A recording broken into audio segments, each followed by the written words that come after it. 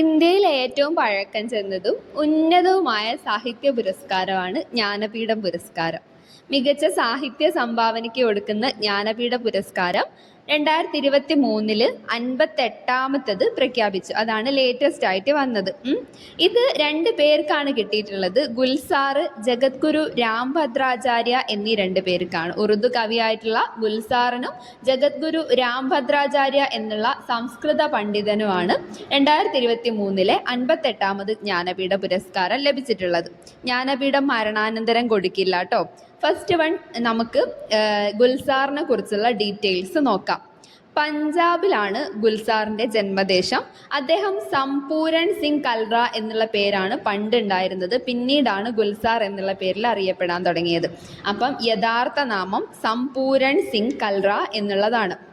ഉറുദു കവിയും തിരക്കഥാകൃത്തും സംവിധായകനും ഗാനരചയിതാവുമാണ് ഗുൽസാർ.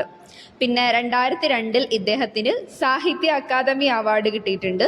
അത് ഏത് കൃതിയാണെന്ന് ചോദിച്ചാൽ ഉറുദു ചെറുകഥയായിട്ടുള്ള ദുവാങ്ങിനാണ് 2002 സാഹിത്യ അക്കാദമി അവാർഡ് ഗുൽസാറിന് ലഭിച്ചത്.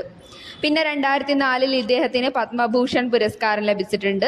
പിന്നെ 2009 ഓസ്കാർ അവാർഡും 2010 ഗ്രാമി പുരസ്കാരവും ലഭിച്ചിട്ടുള്ള സ്ലം ഡോഗ് മില്യണർ എന്ന സിനിമയിലെ ജയ്ഹോ എന്ന ഗാനത്തിൽ ഇദ്ദേഹം വർക്ക് ചെയ്തിട്ടുണ്ട്. നമുക്കറിയാം AR റഹ്മാനോടൊപ്പം ഇദ്ദേഹവും കൂടി പങ്കിട്ടിട്ടുണ്ട്. ഓക്കെ, ഇനി ജഗദ്ഗുരു രാംഭദ്രാചാര്യയെ കുറിച്ച് നോക്കുകയാണെങ്കിൽ അദ്ദേഹം UP സ്വദേശിയാണ്, ഉത്തർപ്രദേശുകാരനാണ്. പിന്നെ ഹിന്ദു മത നേതാവാണ്. പിന്നെ വിദ്യാഭ്യാസ പ്രവർത്തകനും സംസ്കൃത പണ്ഡിതനും ബഹുഭാഷാ വിദഗ്ധൻ എന്നുള്ള നിലയിലും കവിയും എഴുത്തുകാരനും ഒക്കെയാണ്. ചിത്രകൂടത്തിലെ തുളസി പീഠത്തിന്റെ സ്ഥാപക നേതാവാണ് ജഗദ്ഗുരു രാംഭദ്രാചാര്യ. നോട്ട് ചെയ്ത് വെച്ചേക്കാം. 2015 അദ്ദേഹത്തിന് പത്മവിഭൂഷൺ പുരസ്കാരം ലഭിച്ചിട്ടുണ്ട്.